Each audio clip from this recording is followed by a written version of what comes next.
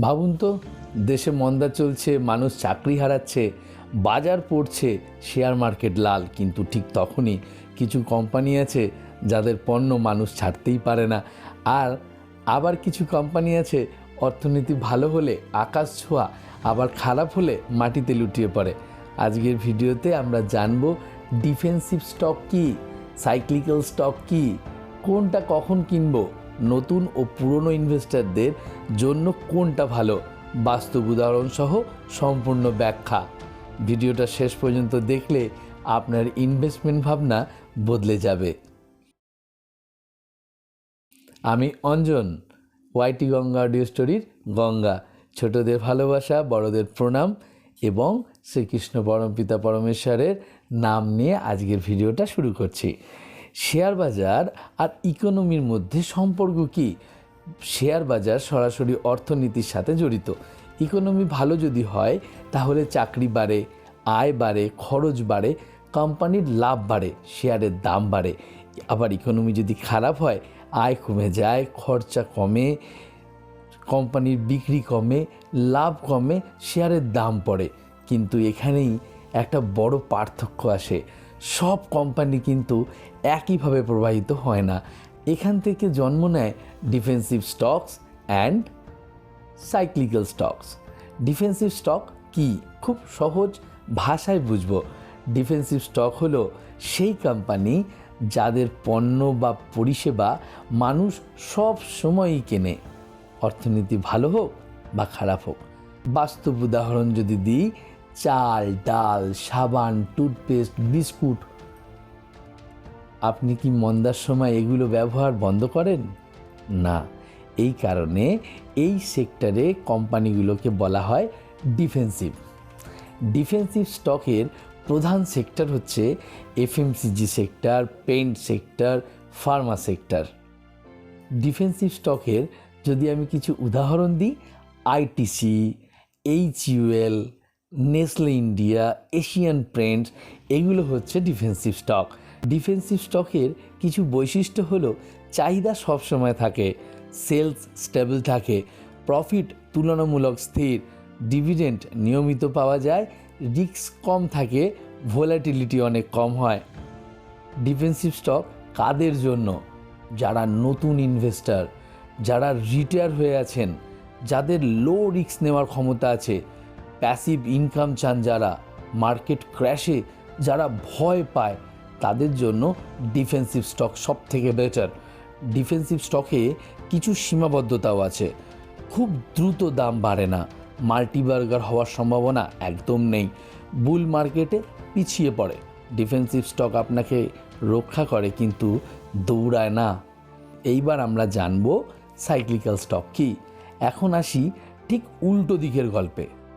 সহজ ভাষায়, cyclical stocks হলো সেই কোম্পানি যাদের লাভ পুরোপুরি ইকোনমি সাইকেলের ওপরে নির্ভর করে। ইকোনমি সাইকেলটা কি? এক্সপেনশন মানে বৃদ্ধি, পিক চূড়ান্ত ভালো সময়, রিসেশন চূড়ান্ত মন্দা, রিকভারি ঘুরে দাঁড়ানো। সাইক্লিক্যাল স্টকস এই চক্রের সঙ্গে ওঠানামা করে।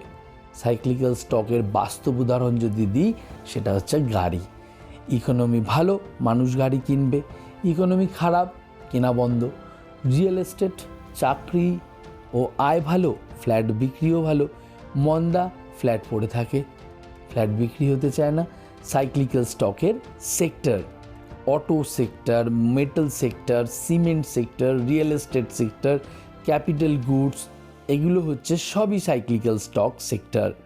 সাইক্লিক্যাল স্টকের যদি কিছু উদাহরণ দিই, যেরকম টাটা মোটর অটো সেক্টর থেকে, টাটা স্টিল মেটাল সেক্টর থেকে, ডিএলএফ রিয়েল এস্টেট সেক্টর থেকে, আল্ট্রাটেক সিমেন্ট সিমেন্ট সেক্টর থেকে। সাইক্লিক্যাল স্টকের যদি বৈশিষ্ট্য দেখি, ইকোনমি ভালো হলে প্রফিট দ্রুত বাড়ে, শেয়ার প্রাইস এক্সপ্লোসিভলি বাড়তে পারে, মাল্টিবার্গার হওয়ার সম্ভাবনা অনেক বেশি থাকে।